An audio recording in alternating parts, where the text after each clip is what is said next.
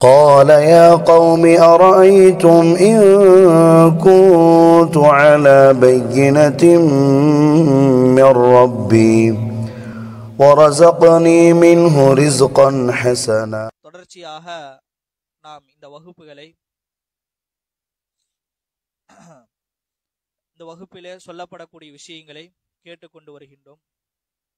அந்த அடிப்படையிலே இன்றைக்கு இந்த தொழுகையினுடைய சட்டதிட்டங்களை குறித்தான 3வது வகுப்பிலே அமர்ந்திருக்கின்றோம். இதற்கு முன்னால நம்ம 2 வகுப்புல அமர்ந்திருந்தோம்.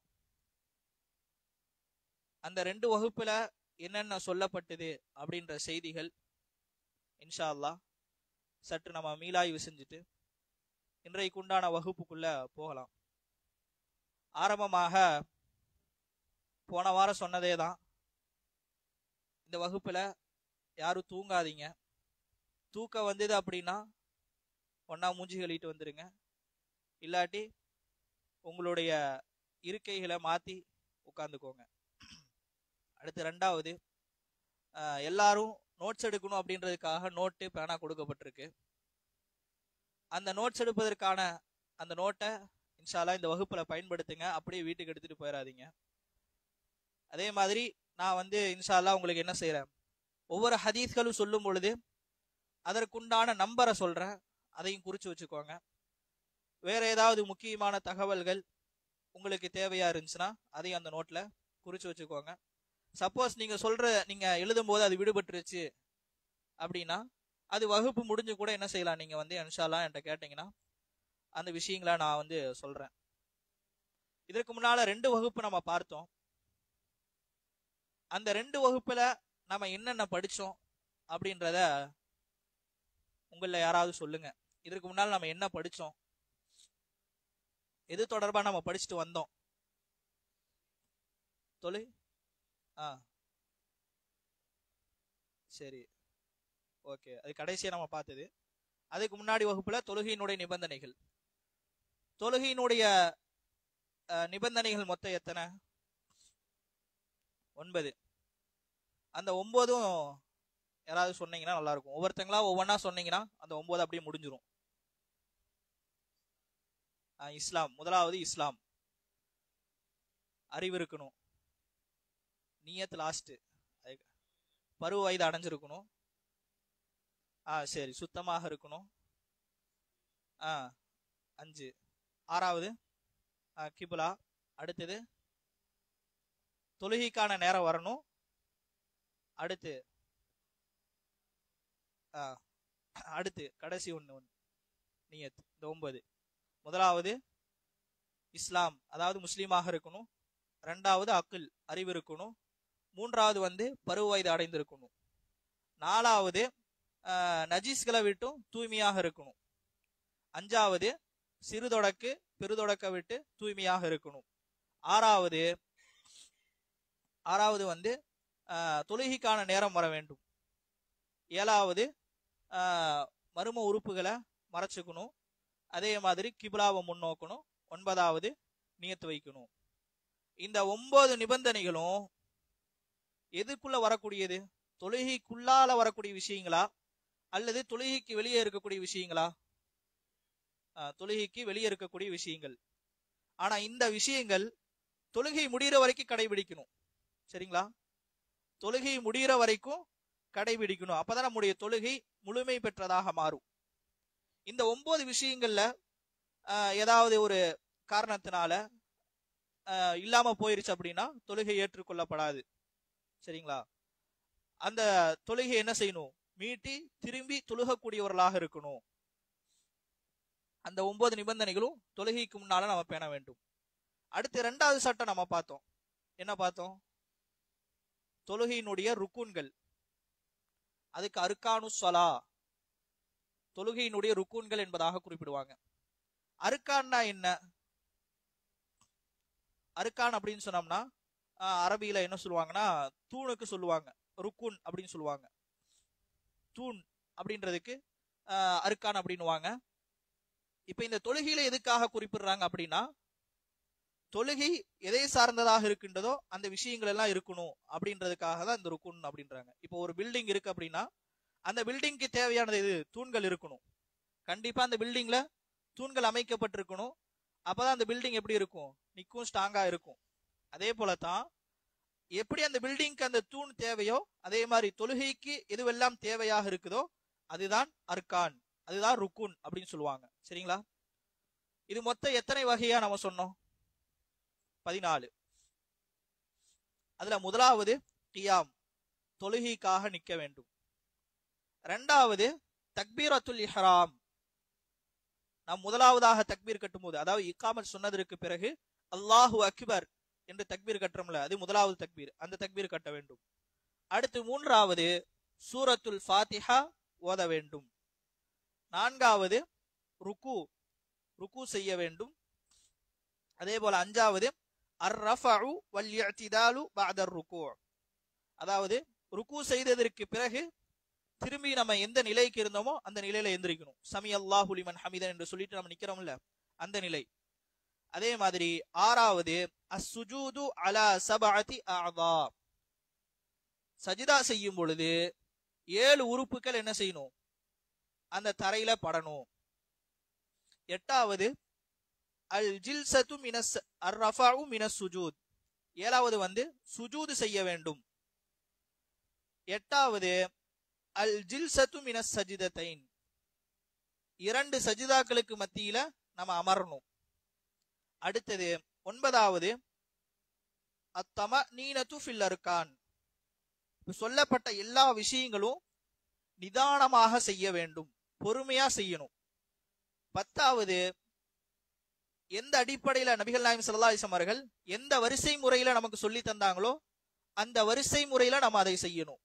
தக்பீர் கட்டினா முதலாவது தக்பீர் தான் கட்டணும், இரண்டாவது ருக்கு செய்யணும், மூணாவது சுஜூது செய்யணும். அந்த வரிசையின் அடிப்படையில தான் நம்ம என்ன செய்யணும், அதை செய்யணும்.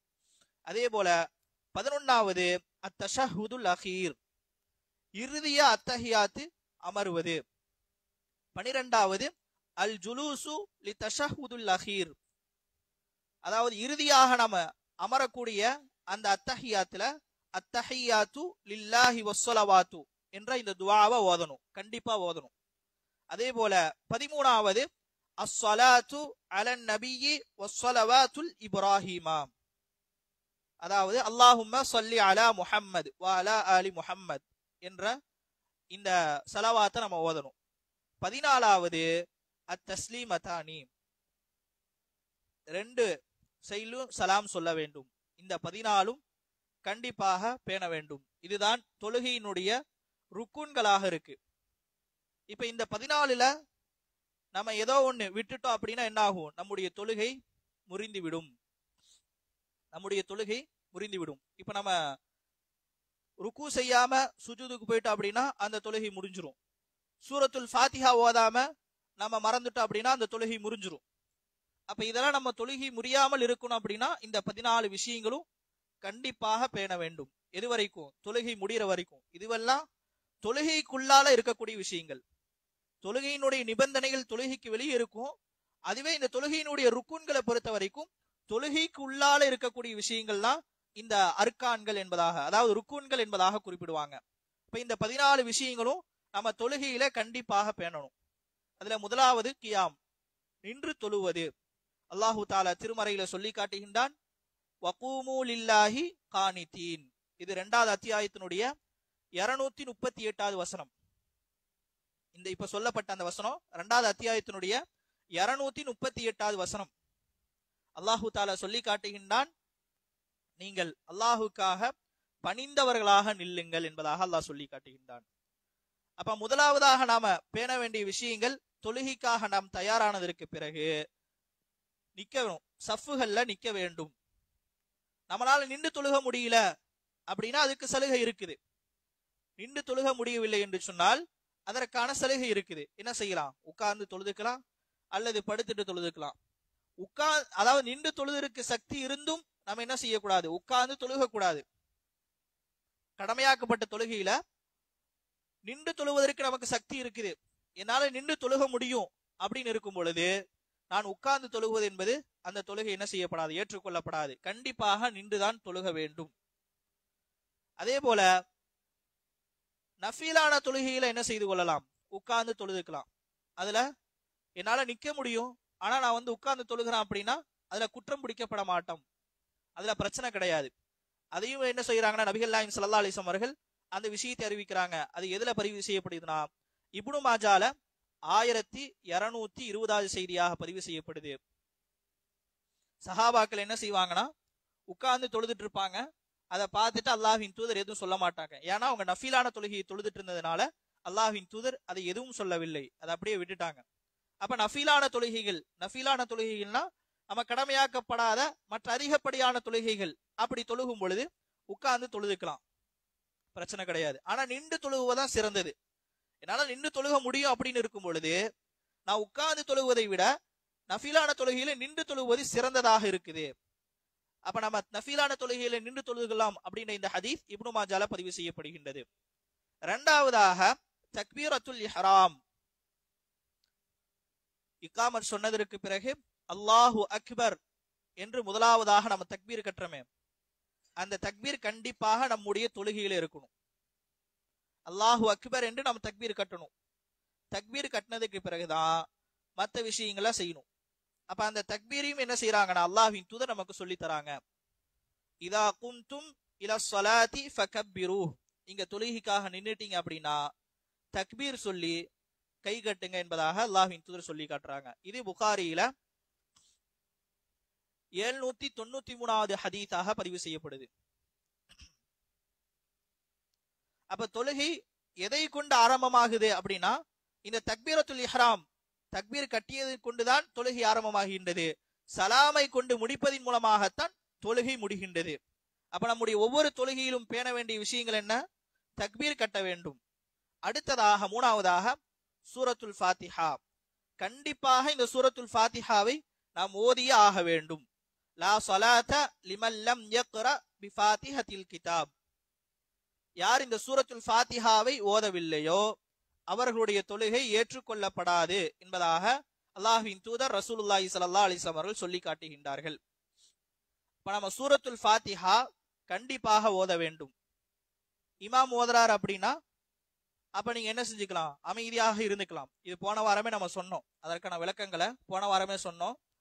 மற்ற லுஹர் அசருடைய தொழுகையில் வரும் பொழுது கண்டிப்பாக என்ன செய்யணும், பின்னால் இருக்கக்கூடியவர்கள் நீங்களும் ஓதணும். இமாமாக நின்று யார் தொழுகை வைக்கிறாங்களோ அவரும் ஓதணும், மனசுக்குள்ள அவரும் ஓதிக்கணும், பின்னால் இருக்கக்கூடியவங்களும் ஓதணும். நம்ம ஓதாம இருந்தோம் அப்படின்னா ஏதோ ஒரு ரக்காயத்துல மறந்து நம்ம ஓதாம இருந்தால் அந்த தொழுகையை திருப்பி நம்ம தொழுகணும், அந்த தொழுகை ஏற்றுக்கொள்ளப்படாது. நம்ம அந்த தொழுகையை மீட்டி தொழுகக்கூடியவர்களாக இருக்கணும். அதுவே கடமையாக்கப்பட்ட தொழுகையில நம்ம ருக்குவுடைய நிலையில அடையும் பொழுது நம்ம எந்த நிலையை அடைகிறோமோ அந்த நிலையில அப்படியே ஜாயின் பண்ணிக்கலாம். ருக்குல தான் அடைகிறோம், இமாம் சூரத்துல் ஃபாத்திஹா ஓதிட்டாங்க, துணை சூரா ஓதி முடிச்சுட்டாங்க, ருக்குக்கு வந்துட்டாங்க அப்படின்னா நீங்க அந்த ருக்குல தான் என்ன செய்யணும், ஜாயிண்ட் ஆகணும். அப்படி ருக்குல நம்ம சேரும் பொழுது ஒரு ரக்காயத்து என்ன ஆகும், பரிபூர்ணமாகிரும். அடுத்து நாலாவதாக அர் ருக்கு, ருக்கு செய்ய வேண்டும். கண்டிப்பாக தொழுகையில ருக்கு இருக்க வேண்டும். அல்லாஹு தஆலா திருமறையில சொல்லி காட்டுகின்றான், யா அய்யுஹல்லதீன ஆமனு இர்கஉ வஸ்ஜுது, ஈமான் கொண்டவர்களே நீங்கள் ருக்கு செய்யுங்கள், அடுத்ததாக சுஜூத் செய்யுங்கள் என்கின்ற இந்த வசனத்தை 22வது அத்தியாயத்தினுடைய 77வது வசனமாக அல்லாஹ் குறிப்பிடுகின்றான். அப்ப கண்டிப்பா தொழுகையில ருக்கு என்பது இருக்க வேண்டும். அந்த ருக்கு எப்படி இருக்கணும் அப்படின்னா, நம்ம வந்தோம் உடனே ருக்கு போயிட்டு டப்புன்னு எந்திரிச்சிடக்கூடாது. அந்த தொழுகையில நிதானமாக ருக்கு செஞ்சுட்டு திரும்பி ருக்குல இருந்து நம்ம எந்திரிக்கணும். வந்தவுடனே அவசர அவசரமா நம்ம தொழுதுட்டு ருக்கு செஞ்சுட்டு சுஜூத் செஞ்சுட்டு அப்படி போகக்கூடாது. தொழுகையை பொறுத்த வரைக்குமே அது நிதானமாக பேணப்பட வேண்டியவை. அப்ப ருக்கு செய்யறோம் அப்படின்னா நாம நிதானமான முறையில ருக்கு செஞ்சுட்டு தான் அடுத்து அந்த ருக்குல இருந்து அந்த நிலைக்கு வர வேண்டும். நபிகள் நாயகம் ஸல்லல்லாஹு அலைஹி வஸல்லம் சொல்லி காட்டுகின்றார்கள், சும்ம இர்கா ஹத்தா தமனீன ராக்கிஅன், நீங்க ருக்கு செஞ்சதற்கு பிறகு நிதானமாக இருங்க அப்படின்றத அல்லாஹ்வின் தூதர் சொல்றாங்க. இன்ஷா அல்லாஹ் இந்த ஹதீஸினுடைய நம்பர் கடைசியா சொல்றேன். இதற்கு பிறகு வரக்கூடிய எல்லா வகையான விஷயங்களுக்கும் இந்த ஒரே ஹதீஸ் தான் என்ன செய்வாங்கன்னா ஆதாரமாக வைப்பாங்க. அதனால அந்த ஹதீஸினுடைய நம்பரை நான் கடைசியா சொல்றேன். ருக்கு செய்யும் பொழுது நிதானமாக இருக்க வேண்டும். அடுத்து ஐந்தாவதாக அர்-ரஃபஉ வல் இஅ்திதாலு பஅத ருக்கு. ருக்கு செஞ்சதற்கு பிறகு நாம என்ன செய்யணும்? நிற்க வேண்டும். ருக்கு செஞ்சிட்டோம், ருக்குல இருந்து நம்ம எந்திரிச்சு மீண்டும் நிற்க வேண்டும். அப்படி நிற்கும் பொழுது என்ன செய்யணும்? அந்த துஆ ஓதப்படக்கூடிய அளவுக்கு நம்ம நிதானமான முறையில நின்றுட்டு அப்புறம் தான் சுஜூதுக்கு போகணும். நம்ம எந்திரிச்ச உடனே அடுத்து சுஜூதுக்கு போயிடக்கூடாது. எல்லா நிலைகள்லயும் நம்ம நிதானத்தை கடைபிடிக்கணும் அப்படின்றதா மிக முக்கியமானதாக அர்கான்ல சொல்லி தராங்க. அப்ப நம்ம ருக்கு செஞ்சதற்கு பிறகு திரும்பி அந்த நிலைக்கு வர வேண்டும். அடுத்ததாக அஸ்ஸுஜூது அலா சபஅதி அஅதா. சஜிதா செய்யும் பொழுது 7 உறுப்புகள் தரையில் பட வேண்டும். அப்பதான் அந்த சுஜூத் சரியான சுஜூதாக மாறும், சரியான சஜிதாவாக மாறும். அல்லாஹ்வின் தூதர் எப்படி நமக்கு தொழுகையை கற்றுத் தந்தார்களோ அதுதான் சரியான முறையில் இருக்கக்கூடிய தொழுகையாக இருக்கும். அல்லாஹ்வின் தூதர் சொல்லி காட்டும் பொழுது ஸல்லூ கமா ரஅய்துமூனி உஸல்லி, எப்படி நான் எவ்வாறு தொழுவதை நீங்கள் கண்டீர்களோ அதே மாதிரி நீங்கள் தொழுக வேண்டும் என்பதாக அல்லாஹ்வின் தூதர் சொன்னாங்க. அப்ப அல்லாஹ்வின் தூதர் எப்படி சஜிதா செஞ்சிருக்கிறாங்க? 7 உறுப்புகள் தரையில் படும்படிதான் அல்லாஹ்வின் தூதர் சஜிதா செஞ்சிருக்கிறாங்க. அந்த 7 உறுப்புகள் என்ன? புகாரியில 809வது செய்தியாக அந்த ஹதீஸ் பதிவு செய்யப்படுது. எந்தெந்த 7 உறுப்புகள் பட வேண்டும் அப்படின்றத அல்லாஹ்வின் தூதர் சொல்லி காட்டுறாங்க. காலன் நபி ஸல்லல்லாஹு அலைஹி வஸல்லம் உமிர்து அன் அஸ்ஜுத அலா சபஅதி அஅதா. நபிகள் நாயகம் ஸல்லல்லாஹு அலைஹி வஸல்லம் அவர்கள் 7 உறுப்புகள் சஜிதா செய்யும் பொழுது தரையில் இருக்க வேண்டும் என்பதாக அல்லாஹ்வின் தூதர் கட்டளை இட்டார்கள். அடுத்ததாக அலா ஜுபஹதி வா அஸார பியதிஹி அலா அன்ஃபிஹி. நபிகள் நாயகம் ஸல்லல்லாஹு அலைஹி வஸல்லம் அவர்கள் சைகை செய்றாங்க. அதாவது நெத்தியின் மீது கை வச்சுட்டும் அதே மாதிரி மூக்கின் மீது கை வச்சுட்டும் அல்லாஹ்வின் தூதர் என்ன செய்றாங்கன்னா சைகை செஞ்சுட்டு அடுத்ததாக சொல்லி காட்டுகின்றார்கள் வல் யதீன, அதாவது 2 கைகள் தரையில் இருக்க வேண்டும். வர் ருக்பதைனி வ அத்ராஃபல் கதமைனி, நம்முடைய 2 முட்டிகளும் தரையில் பட வேண்டும். அதே போல நம்முடைய கால்கள் இருக்கக்கூடிய அந்த விரல்களும் என்ன செய்யணும்? தரையில படணும். அப்ப எத்தனை உறுப்புகள் ஆச்சு? காலு 2, முட்டி 2, கை 2, 6 ஆச்சுங்களா? அடுத்தது நெத்தி 7, மூக்கும் என்ன செய்யணும்? தரையில படணும். இப்ப 8 உறுப்புகள் ஆச்சு. ஆனா அல்லாஹ்வின் தூதர் 7 தான் சொல்றாங்க. எப்படி கணக்கு பண்ணுவாங்க அப்படின்னா, இந்த நெத்தியும் இந்த மூக்கையும் ஒரு உறுப்பாக கணக்கு செஞ்சிருவாங்க. ஒரு சிலர் என்ன செய்வாங்கன்னா இந்த நெத்தியை தனியா கணக்கிடுவாங்க, இந்த மூக்கு தனியா கணக்கிட்டு சொல்லுவாங்க. அப்ப நமக்கு நபிகள் நாயகம் ஸல்லல்லாஹு அலைஹி வஸல்லம் அவர்கள் இந்த ஹதீஸின் அடிப்படையில பார்க்கும் பொழுது 7 உறுப்புகள் தான் சொல்லி இருக்கிறாங்க. ஹதீஸ்ல 7 அப்படின்னு தான் வந்திருக்குது. அதனால என்ன செஞ்சுக்கலாம்? 7 உறுப்புகள். இதை இந்த நெத்தியும் இந்த மூக்கையும் என்ன செஞ்சிருவாங்க? ஒரு உறுப்பாக கணக்கிட்டு செஞ்சிருவாங்க. இப்ப நம்ம சஜிதா செய்யறோம், சரியான முறையில நம்ம செஞ்சோமா அப்படின்றத நம்ம எப்படி நம்ம பாக்குறது அப்படின்னா, இந்த 7 உறுப்புகள் தரையில இருந்தது அப்படின்னா நம்முடைய சஜிதா சரியான சஜிதாவாக மாறும். நம்முடைய 7 உறுப்புகள் படல அப்படின்னா அந்த சஜிதா சரியான சஜிதாவாக இருக்காது. அதே மாதிரி அந்த சஜிதா செஞ்சதற்கு பிறகு உடனடியாக நம்ம என்ன செஞ்சிடக்கூடாது? எழுந்திருச்சிருக்க கூடாது. அந்த சஜிதாவில் என்ன துஆவை ஓதணுமோ அதை நம்ம என்ன செய்யணும்? நிதானமான முறையில ஓதிட்டு எந்திரிக்க வேண்டும். இந்த சஜிதா என்பது அல்லாஹுக்கும் நமக்கும் உண்டான தொடர்பை என்ன செய்கின்றது? வலுப்படுத்துகின்றது. அல்லாஹ்வை நம்ம நெருங்கணும் அப்படின்னா அதுல மிக முக்கியமான ஒரு விஷயம் எதுனா இந்த சஜிதாவாகத்தான் இருக்குது. அல்லாஹ்வை நெருங்குவதற்கு மிக முக்கியமான விஷயம் இந்த சஜிதாவாகத்தான் இருக்கு. அந்த சஜிதாவுல தான் அல்லாஹ்வின் தூதர் சொல்லி காட்டுறாங்க, அக்ரபு மா யகூனுல் அப்து மிர் ரப்பிஹி. நீங்கள் அல்லாஹ்வை நெருங்க வேண்டும் என்று சொன்னால் நீங்கள் என்ன செய்யுங்கள்? வஹுவ சாஜிதுன், நீங்கள் சஜிதா செய்யுங்கள்.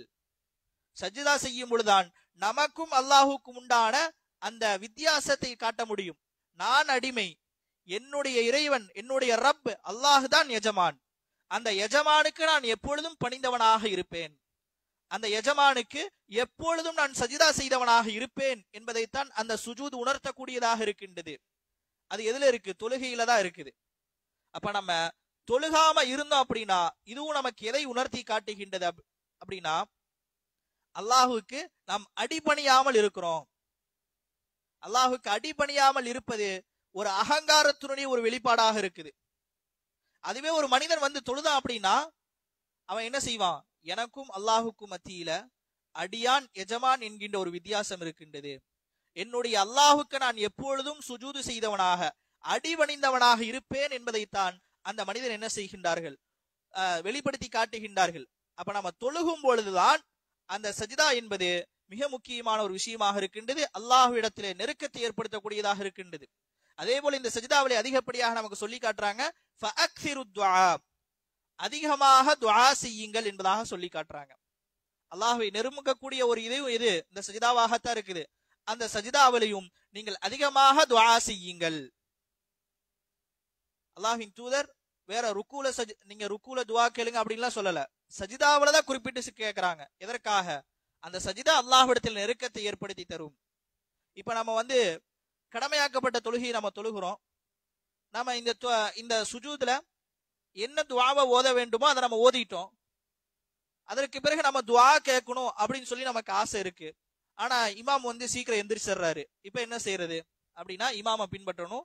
நீங்கள் நஃபீலான தொழுகைகள்ல நீங்க என்ன செஞ்சுக்கோங்க, உங்களுடைய சஜிதாவை அதிகப்படுத்திக் கொள்ளுங்கள். உங்களுடைய சஜிதாவை அதிகப்படுத்திக் கொள்ளுங்கள். அந்த சஜிதாவில நீங்க அதிகமாக துஆ கேளுங்க. அப்படி நீங்க அந்த சுஜூதுல ஓத வேண்டிய அந்த துஆவை ஓதி முடிச்சிட்டீங்க அப்படின்னா, அதற்கு பிறகு நேரம் இருந்துச்சு, டைம் இருந்துச்சு அப்படின்னா உங்களுடைய துஆவை நீங்க கேளுங்க. அதுல எந்த பிரச்சனையும் கிடையாது. ஏன் இமாம் சீக்கிரம் எந்திரிச்சிருவாங்க அப்படின்னா, மக்களுடைய அந்த நலனை கருதிதான். ஒவ்வொருவரும் ஒவ்வொரு நிலையில இருப்பாங்க. எல்லாத்துக்கும் ஏற்றாது போலதான் என்ன செய்யணும், இமாம் வழி நடத்த வேண்டும். அதனால ஒரு சிலர் இருக்கணும்னு நினைப்பாங்க, ஒரு சிலர் சீக்கிரம் எந்திரிச்சுன்னு நினைப்பாங்க. அதனால இமாம் என்ன செய்வாங்கன்னா, ரொம்ப சீக்கிரமாக எந்திரிக்காம ரொம்ப தாமதமாக எந்திரிக்காம அந்த துஆ ஓதிட்டாங்கன்னா உடனடியாக எந்திரிச்சிருவாங்க. நீங்க நஃபிலான தொழுகைகள்ல அதிகமான பிரார்த்தனைகளை செஞ்சுக்கோங்க. அடுத்ததாக 7வதாக சொல்லி காட்டுகின்றார்கள், அர்-ரஃபஉ மினஸ் சுஜூத், சுஜூதிலிருந்து எந்திரிக்க வேண்டும். சுஜூதிலிருந்து எந்திரிக்க வேண்டும். 8வதாக அல் ஜில்சத்து பைன சஜிதத்தைன், 2 சஜிதா செய்யறோம். அந்த 2 சஜிதாக்கு மத்தியிலும் நாம் என்ன செய்ய வேண்டும், அமர வேண்டும். 2 சஜிதாக்கு மத்தியிலும் எந்திரிச்சு அமர்ந்துட்டு அடுத்த சஜிதா நம்ம செய்யணும். எந்திரிச்ச உடனடியாக நம்ம அடுத்த சஜிதா போயிடக்கூடாது. எந்திரிச்சு நிதானமாக இருந்து அடுத்து நம்ம மீண்டும் என்ன செய்யணும், அடுத்த சஜிதாவை செய்யக்கூடியவர்களாக இருக்கணும். அதே போல அத்தமனீனது ஃபில் அர்கான், இப்ப சொல்லப்பட்ட இந்த 8 விஷயங்களும் நிதானமாக செய்யணும், நிதானமாக செய்ய வேண்டும்.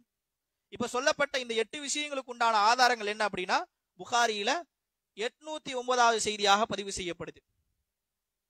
அதுல அல்லாஹ்வின் தூதர் ரசூலுல்லாஹி ஸல்லல்லாஹு அலைஹி வஸல்லம் அவர்கள் என்ன செய்வாங்க அப்படின்னா, ஒரு நாள் பள்ளி வாசல்ல அமர்ந்திருப்பாங்க. அப்போ ஒருத்தர் வருவாரு. ஒருத்தர் வந்துட்டு அவர் தொழுவாரு. தொழுதுட்டு உடனடியாக திரும்பி மீண்டும் போவாரு. அப்ப அல்லாஹ்வின் தூதர் சொல்லுவாங்க, மீண்டும் போய் தொழுதுட்டு வாங்க அப்படின்னு சொல்லி அல்லாஹ்வின் தூதர் சொல்லி காட்டுவாங்க. அப்ப மீண்டும் வருவாரு, மீண்டும் தொழுதுட்டு மீண்டும் போவாரு. அல்லாஹ்வின் தூதர் சொல்லுவாங்க, திருப்பியும் போய் தொழுதுட்டு வாங்க அப்படின்னு 3வது முறையும் சொல்லுவாங்க. அப்புறம் அந்த 3வது முறையை அவர் தொழுவாரு. தொழுதுட்டு மீண்டும் வெளியேறுவாரு. அல்லாஹ்வின் தூதர் சொல்லுவாங்க, திருப்பி போய் தொழுதுட்டு வாங்க அப்படின்னு சொல்லும் பொழுது அந்த மனிதர் அல்லாஹ்வின் தூதர்கிட்ட சொல்லுவாங்க, அல்லாஹ்வின் தூதரே, அல்லாஹ்வின் மீது ஆணையாக இதை விட எனக்கு எப்படி தொழுவதுன்னு எனக்கு தெரியல, அது எப்படி தொழுகிறது அப்படின்னு நீங்க கற்றுக் கொடுங்க அப்படின்னு சொல்லி அல்லாஹ்வின் தூதர் அவங்கள்ட்ட அல்லாஹ்வின் தூதரிடத்துல அந்த மனிதர் கேட்கும் பொழுது அல்லாஹ்வின் தூதர் சொல்றாங்க, நீங்க என்ன செய்யுங்க, முதலாவதாக தக்பீர் கட்டுங்க. தக்பீர் கட்டியதற்கு பிறகு சூரத்துல் ஃபாத்திஹா ஓதுங்க. அதற்கு பிறகு துணை சூரா ஓதுங்க. அடுத்து பிறகு நீங்க ருக்கு செய்யுங்க. அந்த ருக்குல நீங்க என்ன செய்யணும் அப்படின்னா, நிதானமான முறையில ருக்கு செய்ய வேண்டும். அதே மாதிரி நீங்க பிறகு ருக்குல இருந்து எழுந்துறீங்க. அப்படி எழுந்ததற்கு பிறகும் நீங்கள் நிதானமான முறையில நிற்க வேண்டும். அடுத்ததாக சஜிதா செய்யுங்க. சஜிதா செய்யும் பொழுது நிதானமான முறையில சஜிதா செய்யுங்க. அதாவது நிதானமாக பொறுமையாக அவசரப்படாம சஜிதா செய்யுங்க. திரும்பி சஜிதாவிலிருந்து எழுந்திரீங்க. எழுந்திருக்கும் பொழுது அங்கேயும் நீங்கள் நிதானமாக உட்காருங்க. அடுத்து திரும்பி சஜிதா செய்யுங்க. அந்த சஜிதாவிலும் நீங்கள் என்ன செய்யும், நிதானத்தை கடைபிடிக்க வேண்டும். அடுத்ததாக நீங்கள் அத்தஹியாத்திலே உட்கார வேண்டும். அத்தஹியாத்திலே உட்கார்ந்து அதிலும் அது ஓதப்படக்கூடிய அந்த துஆக்களை ஓதிவிட்டு நீங்கள் என்ன செய்யணும், சலாம் சொல்லிவிட வேண்டும். இப்படித்தான் தொழுக வேண்டும் என்பதாக அல்லாஹ்வின் தூதர் சொல்லி காட்டுறாங்க. அப்ப இந்த ஹதீஸின் மூலமாக அல்லாஹ்வின் தூதர் நமக்கு ஒரே ஒரு விஷயத்தை தான் சொல்லி காட்டுறாங்க, ஒரே ஒரு விஷயத்தை தான் உணர்த்துறாங்க. தொழுகும் பொழுது நிதானமாக தொழுகணும். தொழுகும் பொழுது நிதானமான முறையில பொறுமையாக நம்ம தொழுக வேண்டும். அந்த தொழுகை தான் அல்லாஹ்விடத்தில் அங்கீகரிக்கப்படும். நம்ம தொழுகையில அவசரப்பட்டு தொழுகக்கூடாது. தொழுகையில அவசரப்பட்டு தொழுகக்கூடாது. ஏன் அவசரப்பட்டு தொழுகும் பொழுது நம்முடைய கவனங்கள் எல்லாம் சிதறும். நம்ம என்ன செஞ்சோம் அப்படின்றது நமக்கு தெரியாம போயிடும். நம்முடைய கவனங்கள் எப்பொழுது சிதற ஆரம்பிக்கின்றதோ அப்பொழுதே அந்த தொழுகை என்ன ஆயிரும், பாலான தொழுகையாக மாறிடும். அதாவது எப்படி ஆயிரும்னா, கவனங்கள் ஒரே கவனத்தோடு நம்மளால தொழுக முடியாதுதான். அந்த அளவுக்கு நம்ம இடத்துல அந்த அளவுக்கு சக்தி கிடையாது. நம்முடைய கவனங்கள் வெளி போகலாம், ஆனா முழுமையா தொழுகையை விட்டு வெளியே போயிடக்கூடாது. தொழுகையை விட்டு வேறொரு சிந்தனையின் பக்கம் நம்ம போயிடக்கூடாது. அப்படி போகும்பொழுது என்ன ஆகும், எல்லாமே மறந்துடும். ரெண்டு சஜிதா செஞ்சனா, ஒரு சஜிதா செஞ்சனா, அல்லது இப்ப 2வது ரக்காயத்தா 3வது ரக்காயத்தா அப்படின்றதே மறந்துடும்.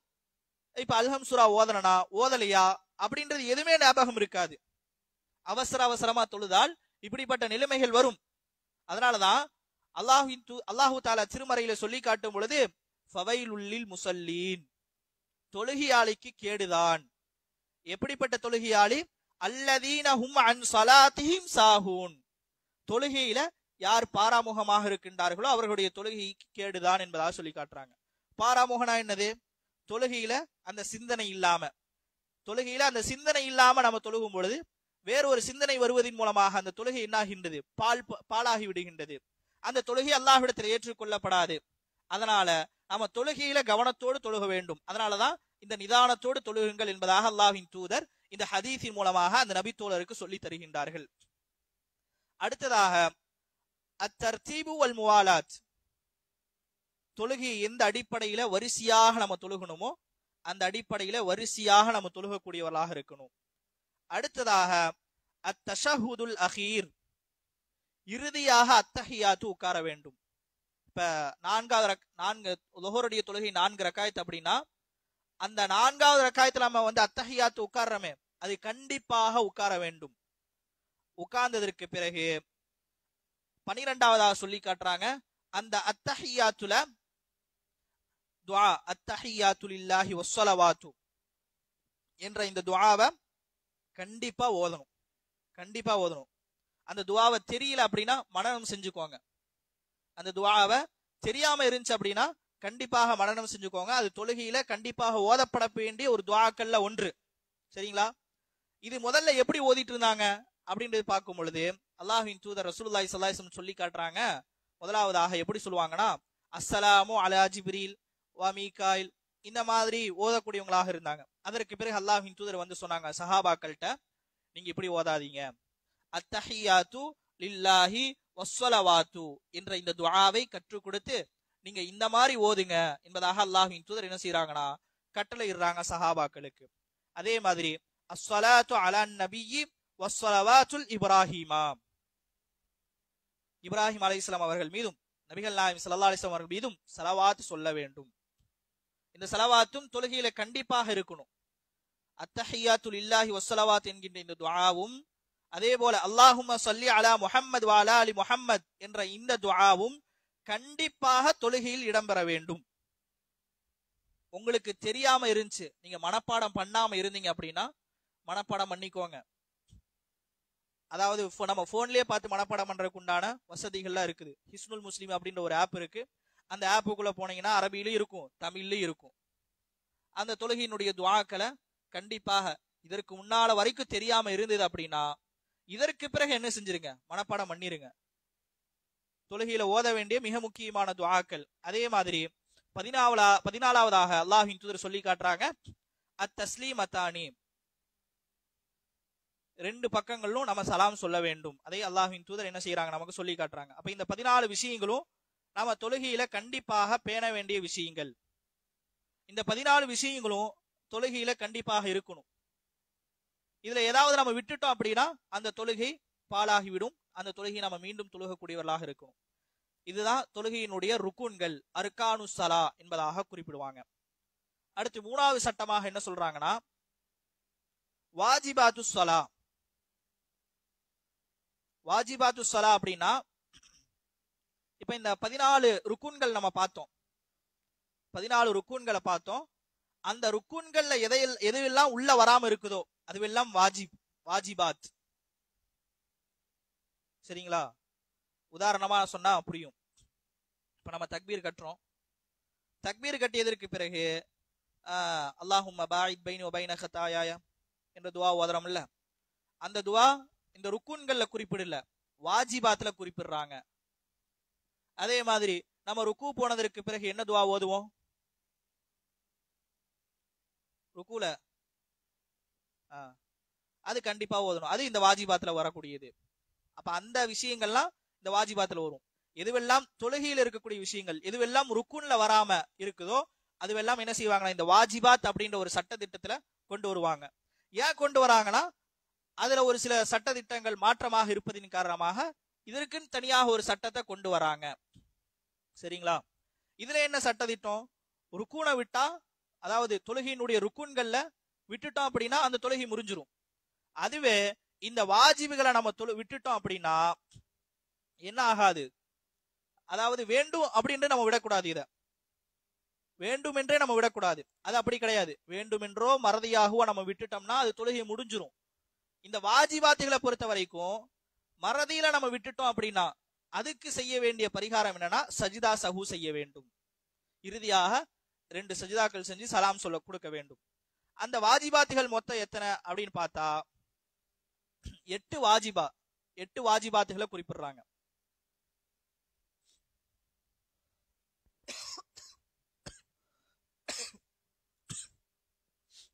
அதுல முதலாவதாக குறிப்பிடும் பொழுது ஜமீஉ தக்பீராத் அதா தக்பீராத்துல் இஹ்ராம் ஃபஹிய ருக்னுன். அதாவது தக்பீரத்துல் இஹ்ராம், முதலாவதாக அல்லாஹு அக்பர் என்று நம்ம தக்பீர் கட்டுறோமே, அந்த தக்பீரை தவிர்த்து மற்ற எங்கெல்லாம் நம்ம அல்லாஹு அக்பர் என்று அந்த தக்பீர்களை சொல்றோமோ அது வாஜிபுகள்ல ஒன்று. அது வாஜிபுகள்ல ஒன்று. அந்த தக்பீருக்கு என்ன சொல்லுவாங்க அப்படின்னா தக்பீருல் இன்திகால், நிலைகளை மாற்றும் பொழுது தக்பீர் சொல்லுவது. இப்ப நம்ம அல்லாஹ் அக்பர் என்பதாக சொல்லிட்டு தக்பீர் கட்டி நம்ம சூரத்துல் ஃபாத்திஹா துணை சூரா ஓதிட்டு அடுத்த நிலைக்கு நம்ம போறோம். ருக்கு போகும்போது என்ன செய்யணும்? அல்லாஹு அக்பர் என்று ருக்கு போக வேண்டும். சரிங்களா? அடுத்ததாக சஜிதா போகும் பொழுது அல்லாஹு அக்பர் என்று நம்ம சஜிதா போறோம். அதே போல சஜிதாவிலிருந்து எந்திரிக்கும் போது எப்படி எந்திரிப்போம்? அல்லாஹு அக்பர் என்பதாக சொல்லிதான் நம்ம அந்த சஜிதாவிலிருந்து எந்திரிக்கக்கூடியவங்களாக இருக்கிறோம். அதே மாதிரி 2வது ரக்காயத்தில் நம்ம எழுந்திருக்கிறோம் அப்படின்னா அந்த 2வது ரக்காயத்திலும் நம்ம என்ன செய்வோம்? அல்லாஹு அக்பர் என்பதாகத்தான் எந்திரிப்போம். அப்ப அந்த தக்பீர்களை எதுல கொண்டு வராங்க அப்படின்னா இந்த வாஜிபாத்துல கொண்டு வராங்க. இது நம்ம மறந்துட்டோம் அப்படின்னா பிரச்சனை கிடையாது. இப்ப தொழுகை வைக்கிறாங்க, இமாம் மறந்துட்டு ருக்கு போயிடுறாரு, அல்லாஹு அக்பர் என்று சொல்லாம ருக்கு போயிட்டாரு அப்படின்னா அது பிரச்சனை கிடையாது. அவர் இறுதியில என்ன செஞ்சுக்கணும்? சஜிதா சஹூ செய்ய வேண்டும். சஜிதா சஹூனா 2, அதாவது மன்னிப்புக்கு உண்டான சஜிதா 2 சஜிதா, அதாவது அத்தஹியாத்தெல்லாம் ஓதி முடிச்சதுக்கு பிறகு சஜிதா செஞ்சு சலாம் சொல்லி வேண்டும். சரிங்களா? அப்ப இந்த தக்பீராத்துகளை தான் வாஜிபாத்துகள்ல கொண்டு வராங்க முதலாவது விஷயமாக. அதே மாதிரி 2வது விஷயமாக கவுலு சமி அல்லாஹு லிமன் ஹமீதன்.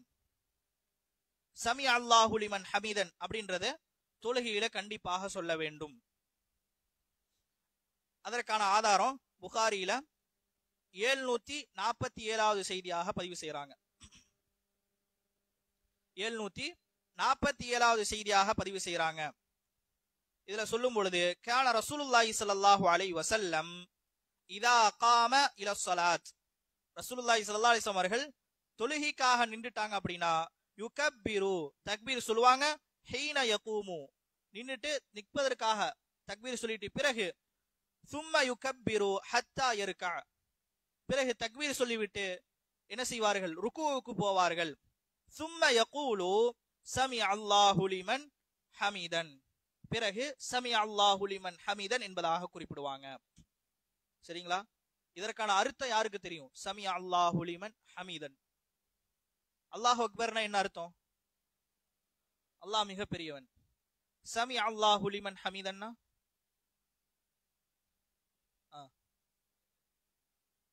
கொஞ்சம் சவுண்டா சொல்லுங்க.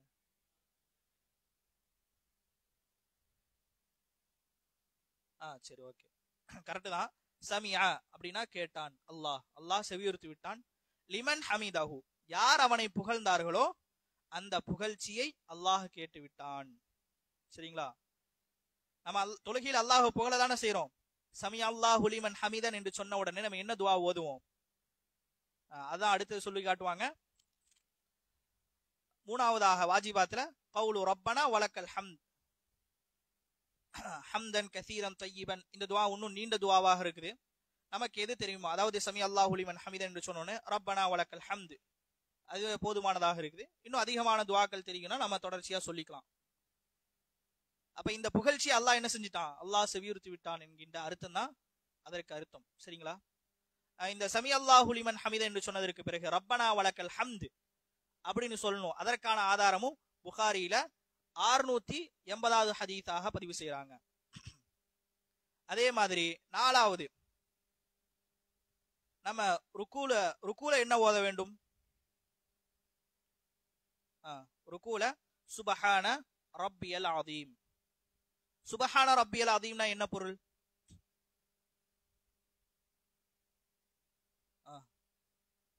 சுபஹான ரப்பியல் அதீம் அப்படின்னா, சுபஹான் அப்படின்னா பரிசுத்தமானவன், ரப்பியல் அதீம் மகத்துவமிக்க என்னுடைய இறைவன் பரிசுத்தமானவன் என்பது இதனுடைய பொருள். சரிங்களா? அப்ப நாலாவதாக நாம என்ன செய்யணும்? ருக்கூல சுபஹான ரப்பியல் அதீம் என்கின்ற இந்த துஆவை ஓதணும். அடுத்து அஞ்சாவதாக சஜிதாவுல என்ன துஆ ஓதுவோம்? அந்த சைடுல இருந்து யாராவது சொல்லுங்க. சுபஹான ரப்பியல் அலா அப்படின்னா என்ன அர்த்தம்? இந்த சைடுல இருந்து யாராவது சொல்லுங்க. சுபஹான ரப்பியல் அலா அப்படின்னா என்ன அர்த்தம்? Okay, correct. சுபஹான அப்படின்னா பரிசுத்தமானவன், ரப்பியல் அலா, அலானா உயர்ந்தவன், உயர்ந்தவனாக என்னுடைய இறைவன் பரிசுத்தமானவன் என்ற இந்த அர்த்தம் நம்ம மனனம் செஞ்சுக்கணும். சின்ன சின்ன விஷயங்கள் தான், அதை மனனம் செஞ்சுக்கலாம், நம்ம ஈஸியான விஷயங்கள் தான். சரிங்களா? அடுத்தது ஆறாவதாக ரப்பிக்ஃபிர்லி பைனஸ் சஜதத்தைன், ரெண்டு சஜிதாக்கு மத்தியில என்ன துஆ சொல்லணும்? ரப்பிக்ஃபிர்லி ரப்பிக்ஃபிர்லி அப்படின்னு அந்த துஆ ஓதணும். இந்த துஆ மட்டும்தான் ஓதணுமா அப்படின்னு கேட்டா கிடையாது. இன்னும் ஒரு சில துஆக்கள் இருக்குது. அது நமக்கு தெரிஞ்சது அப்படின்னா அந்த துஆக்களையும் நம்ம ஓதிக்கொள்ளலாம். அடுத்ததாக ஏழாவதாக அத்தஷஹுதுல் அவ்வல், முதலாவது அத்தஹியாத்துல உட்காருவது. இப்ப 4 ரக்காயத் கொண்ட தொழுகையில 2 அத்தஹியாத், 2 தஷஹுது நம்ம உட்காருவோம். அதுல 2வது ரக்காயத்துல அத்தஹியாத் உட்காருவோம். சரிங்களா? இதற்கு முன்னால் நம்ம எந்த அத்தஹியாத்தை பார்த்தோம்? இறுதி அத்தஹியாத்தை பார்த்தோம். இந்த வாஜிபாத்துல எதை கொண்டு வராங்க அப்படின்னா முதலாவது அத்தஹியாத்தை கொண்டு வராங்க. சரிங்களா? முதலாவது அத்தஹியாத்தை கொண்டு வராங்க. இப்ப முதலாவது அத்தஹியாத்தை நம்ம இமாம் செய்யல, 3வது ரக்காயத்துக்கு எந்திரிச்சிட்டாரு. பின்னால் இருக்கக்கூடிய மக்களும் யாரும் எதுவுமே சொல்லல, அப்படியே மறந்து அவங்களும் 3வது ரக்காயத்துல என்ன செய்யறாங்கன்னா நின்றுறாங்க. இப்ப என்ன செய்யறது? சஜிதா சஹு செய்யணும். சரிங்களா? ஏன்னா அல்லாஹ்வின் தூதர் செஞ்சிருக்கிறாங்க, அவங்களுடைய வாழ்க்கையில அந்த மாதிரி நடந்திருக்குது. புகாரியில ஆதாரமாக புகாரியில 1230வது ஹதீஸாக பதிவு செய்யறாங்க. கால ஸல்லா பினா ரசூலுல்லாஹி ஸல்லல்லாஹு அலைஹி வஸல்லம், ரசூலுல்லாஹி ஸல்லல்லாஹு அலைஹி வஸல்லம் அவர்கள் லுஹருடைய தொழுகை வைக்கிறாங்க. ஃபகாம அலைஹி ஜுலூசுன், அவங்க என்ன செஞ்சிட்டாங்கன்னா 2வது அத்தஹியாத்துல உட்காராம எந்திரிச்சிட்டாங்க. எந்திரிச்சதுக்கு பிறகு ஃபலம்மா கான ஃபீ ஆகிரி ஸலாத்திஹி சஜிதத்தன் சஜிதத்தைனி வ ஹுவ ஜாலிசுன், ரசூலுல்லாஹி ஸல்லல்லாஹு அலைஹி வஸல்லம் அவர்கள் தொழுகையினுடைய இறுதியில என்ன செஞ்சாங்க? 2 சஜிதா சஹு செஞ்சாங்க. அதுவே இறுதி அத்தஹியாத் மறந்துட்டாங்க அப்படின்னா அது என்ன செய்யணும்? இப்ப முதலாவது அத்தஹியாத் விட்டுட்டா 2 சஜிதா சஹு செஞ்சா போதும். இறுதியில ஒரு அத்தஹியாத்தை விட்டுட்டாங்க, கடைசி ரக்காயத்தில் இருக்கக்கூடிய அத்தஹியாத்தை விட்டுட்டாங்கன்னா என்ன செய்யணும்? மறுபடியும் தொழுகணும். அது ருக்குன்கள் இருக்கக்கூடிய ஒன்று, அது கண்டிப்பாக தொழுகையில் இருக்கணும். இது நம்ம தெரியாம மறந்துட்டாதான், நம்ம வேணும்னு மறந்துட்டா அது கிடையாது. தெரியாம மறந்துட்டோம் அப்படின்னா கடைசியில 2 சஜிதா சஹு செஞ்சிடணும். சரிங்களா?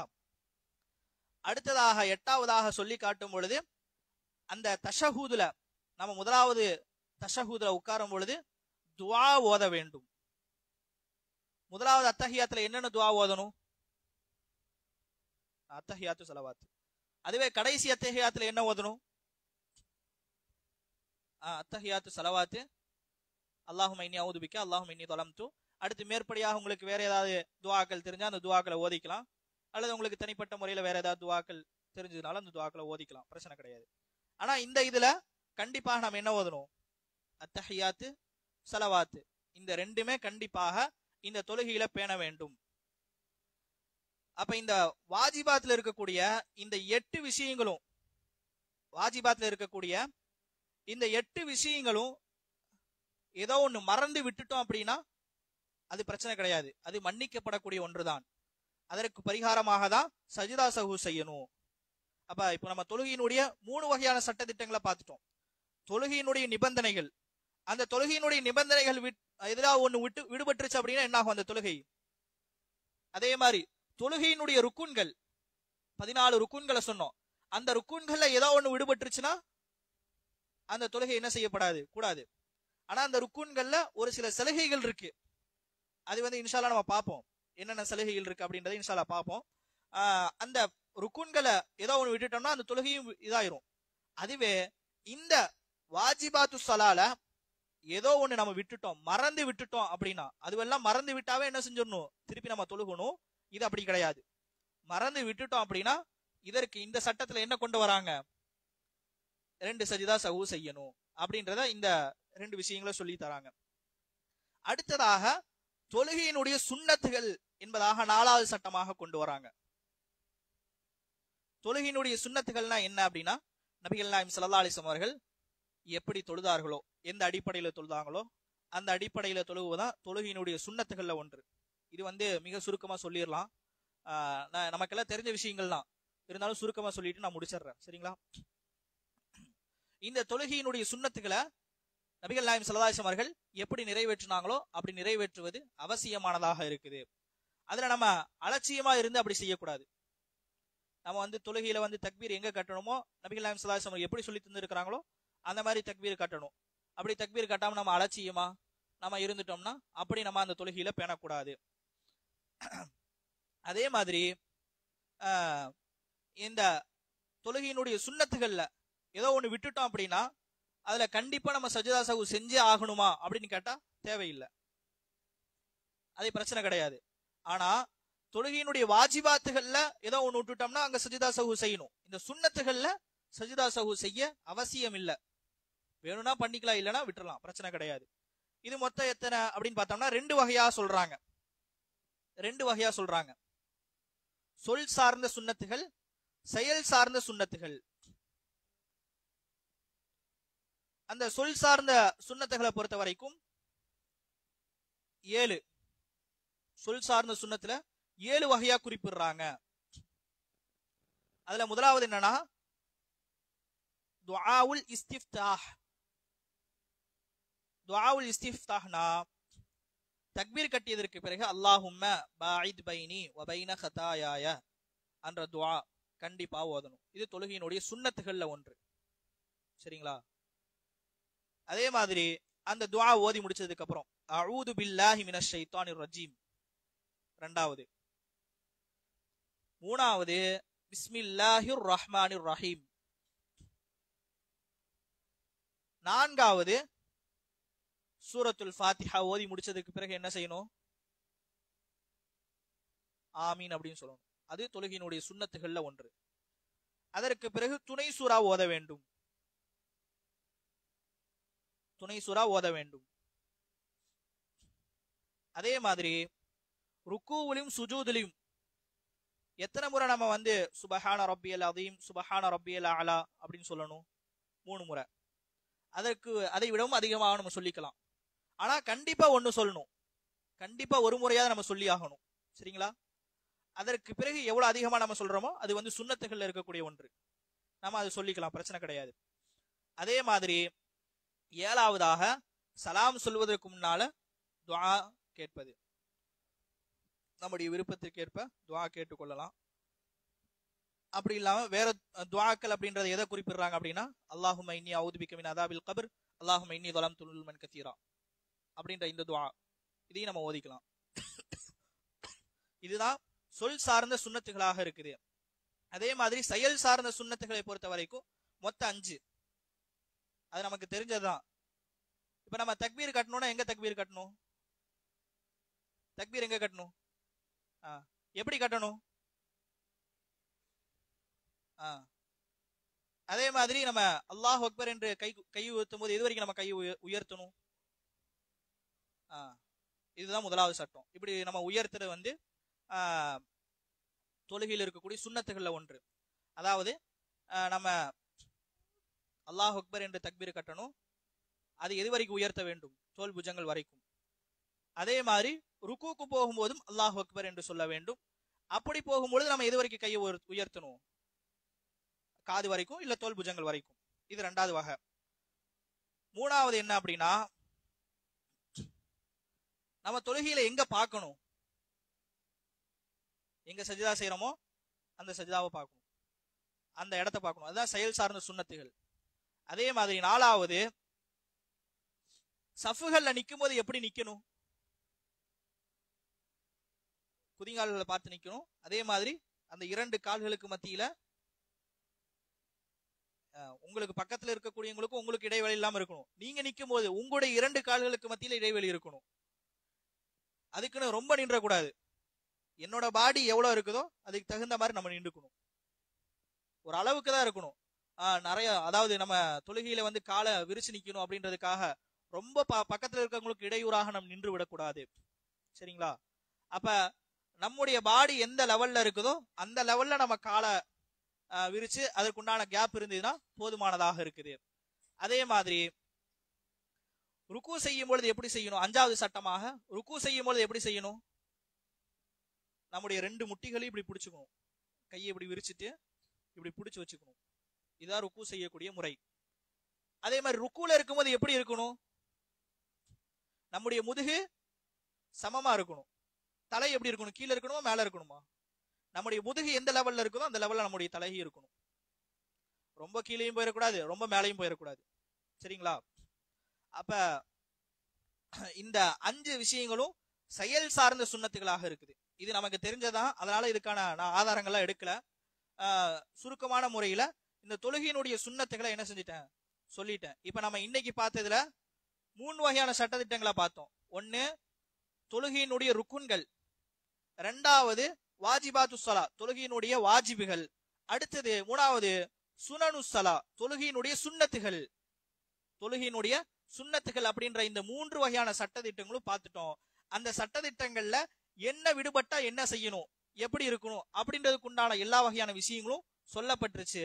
இதற்கு பிறகு உங்களுக்கு தொழுகையில ஏதாவது சந்தேகங்கள் வந்தது, ஏதாவது வந்து தவறுகள் ஏற்பட்டுருச்சு அப்படின்னா இப்ப எப்படி கண்டறியுது அப்படின்னா, இப்ப நீங்க நோட் பண்ணி வச்சிருக்கீங்கல்ல, இந்த விஷயங்களை நீங்க பாத்தீங்கன்னாவே போதும். இப்ப ருக்குவை மறந்துட்டேன், இப்ப என்ன செய்யறது, அந்த தொழுகையை நம்ம தொழுகலாமா வேணாமா அப்படின்னு ஒரு சந்தேகம் வந்துச்சு அப்படின்னா, அந்த ருக்கு எதுல இருக்குது? ருக்குன்கள்ல இருக்குது.